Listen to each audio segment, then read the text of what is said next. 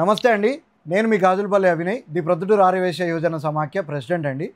పోయిన సంవత్సరము ఆర్యవైశ్య యోజన సమాఖ్య ఆధ్వర్యంలో సురభి గోశాల దిలీప్ గారు గోమయి రాఖీలను రిలీజ్ చేయడం జరిగింది.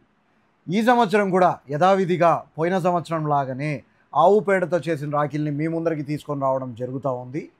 ఈ రాఖీ యొక్క ప్రత్యేకత చెప్తాను చూడండి, చూస్తూ మాట్లాడుకుందాం మనం. ముఖ్యంగా ఈ రాఖీలకు ఎటువంటి స్మెల్ అనేది ఉండదు. ఎందుకు స్మెల్ ఉండదు? కెమికల్స్ వాడినారా మీరు అనే డౌట్ మీకు ఉండొచ్చు. లేదు, ఛాన్సే లేదు. దీంట్లో నేరేడు విత్తనాలు, వేప విత్తనాలు ఇలాంటివన్నీ వేసి నూరేసి వీళ్ళు ఆ పౌడర్ని అంతా గ్రైండ్ చేసి వీటిలో మిక్స్ చేయడం జరుగుతుంది. ఎందుకంటే ఈ స్ట్రెంగ్త్ రావాలంటే ఒక్క ఆవు పేడతో రాదు. సో ఆ సీడ్స్ నుంచి వచ్చిన పౌడర్ని దీంట్లో మిక్స్ చేయడం వల్ల ఈ స్థాయికి అయితే తీసుకొని రాగలం మనం. మీకు కనపడతా ఉందా వీడియోలో? అలా నెంబర్ ఆఫ్ ప్యాటర్న్స్ కూడా ఉన్నాయి. చూస్తూ ఉండండి, మాట్లాడదాం.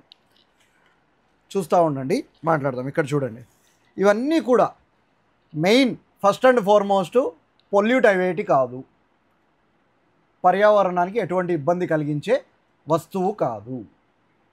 ఏ ప్లాస్టికో, ఏ గ్లాసో, తణుకులు, చెమ్కీలు ఇలాంటివన్నీ వాడడం వల్ల చాలా ఇబ్బంది అవుతుంది. ఇది మాత్రం ప్రత్యేకించి ఆవు పేడతో చేయబడినది కాబట్టి మన బాడీకి ఎప్పుడైతే చేతిపైన ఇది పడుతుందో ఎనర్జీ లెవెల్స్ కూడా బూస్ట్ అవుతాయి.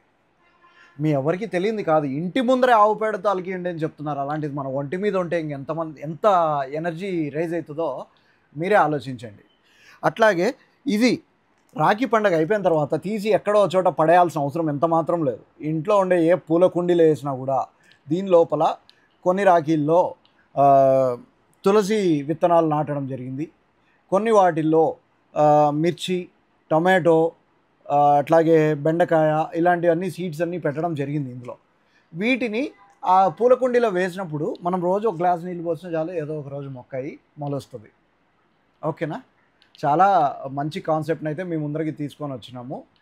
ఈ రాఖీలన్నీ కూడా మేము లేబర్ని అంటే కార్మికులను పెట్టి చేయించినది కాదు. ప్రతి ఇండివిజువల్ రాఖీ కూడా హ్యాండ్మేడ్, చిన్న డైస్ పెట్టుకొని, మెకానిజం ఏమాత్రం కాదు, చిన్న డైస్ని చేయించుకొని చేత్తో ఆవు పేడని దాని లోపల పెట్టి బయటికి తీసి దీన్ని 2 రోజులు ఆరబెట్టి, ఇంకా నేను దీని ముందు ఉండే ప్రీ ప్రొసీజర్ని చెప్పట్లే, చాలా తతంగం ఉంది, అదంతా మీకు చెప్పట్లేదు.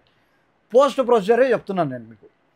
ఎంతో కష్టపడి ఒక్కొక్క రాఖీని తయారు చేసినారు. ఈ రాఖీ ధర కూడా 200, 300, 500 ఉండదండి. 20, 25, 30 అంతే రేట్లు వీటివి.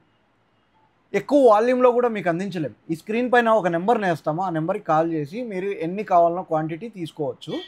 మీకు ఎన్ని క్వాంటిటీ కావాలంటే అంత. అన్లిమిటెడ్ స్టాక్ అయితే మా దగ్గర లేదు. 20,000 నుంచి 30,000 రాఖీలు మాత్రమే తయారు చేయడం జరుగుతుంది.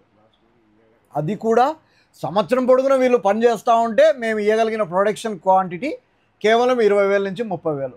అంటే అర్థం చేసుకోండి రోజుకి ఎన్ని తయారవుతున్నాయి ఇవి. వీటిని కొనడం ద్వారా మీరు ఇండైరెక్ట్గా గోశాలకు కూడా సహకరించిన వాళ్ళు అవుతారు.